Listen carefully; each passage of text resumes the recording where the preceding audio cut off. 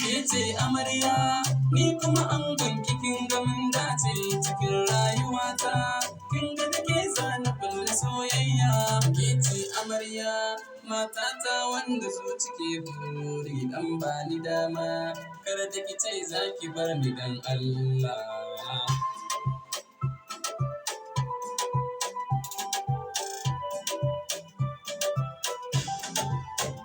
Ke ce amarya, ni ne angon kin ga mun dace cikin rayuwata.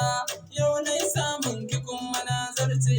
Ke ce salona, ke ce ribar gida na ni na ce. Ke ce barina, da na kalla sai na ji ni na huce.